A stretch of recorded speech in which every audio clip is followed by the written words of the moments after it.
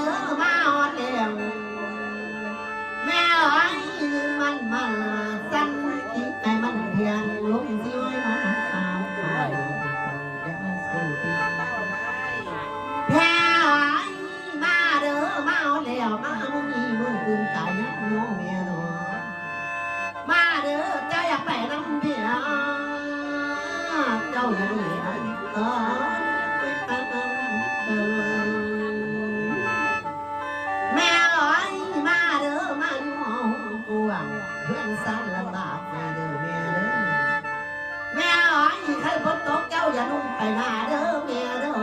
อันตรงหวังเจ้าอย่านุ่งไปไกลแม่ไอ้มาเด้อมาเอาพามากินข้าว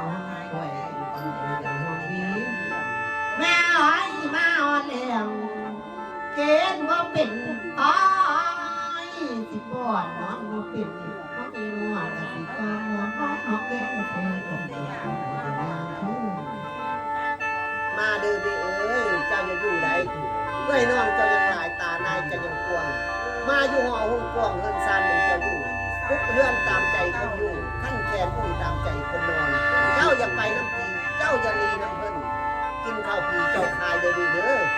มื้อนี้เฮามาซอยกันแล้วไอ้น้องเจ้ายังหลายตานายเจ้ายังกวงผัวเจ้าของคอยถ่าปลายซานเดียวลำนี้ย่างกูต้องต่อยมันสิซ่าคำทางมาเด้อมาเด้อลูกจะกองคอยปลายซานเจ้าเลี้ยวเจ้าเลี้ยวดำนี้ทางใส่ทางใส่ขึ้นบาดที่เมียมาเด้อเมียเอ้ยมาแล้วข้างหน้ามีเด็กเป็นผู้ปลื้มเมียเด้อข้าจงเจ้าเอ็นเกียโอ้ยหัวมีหักกันอย่าสุดปล่อยอย่าสุดเส้นถึงย้ำเลยนะให้ก็คอมอ่อยเอาลูกเอาวันล้อนมาเด้อขั้นว่าเข้ากาง่ายพาง่ายเอ้ยเข้ากาเต็มแพ้อ้อยมาเดียวขั้นทับที่จังสีเสื้อขั้นขาดเพื่อจังเสียวเลยล่ะอ้าวมาเดียวยืนน้ำสังขี้มันเพียงลงเสียวให้น้องแพ้อ้อยมาแล้วก่อนสิสาขึ้นล่างขึ้นนะบนฮิตกระบอกไปหอมต้นกระบอกไปสอดเปิดกับเมียน้ำกันแพ้อ้อยไปแล้วพาเด้อพันดีมือนี้กันเถอะดีมือมันหวานเด้อเด้อ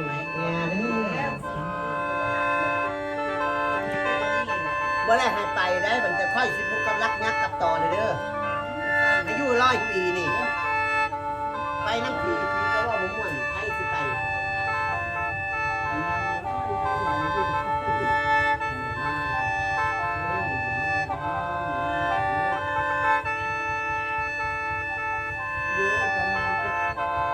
เขาทำหา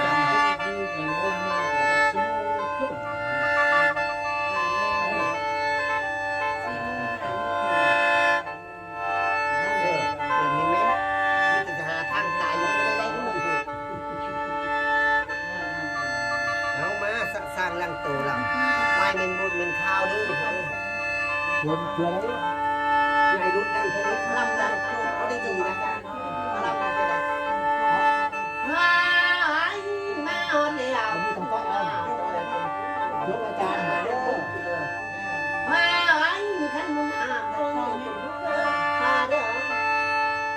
จงใจเสียงสักก็ความทันยาสุกอยาแสงถึงน้ำแรงก็คำอ้อยเอาลูกเขาวันน้องมันอ้อยพูมันแต่ให้จะเป็นลูกแม่แม่อ้อยไปเลี้ยงหาจึงเงามันพระลาเปียว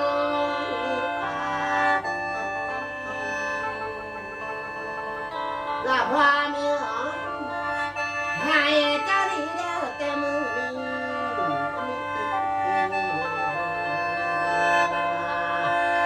อย่าฟังนำตายเนียนยังบัวลอยรังเนานิ่ง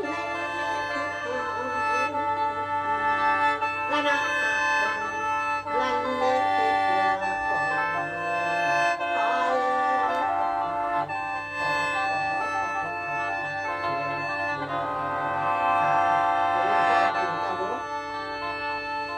เจ้าเอาเราได้ให้เจ้าอยู่รอ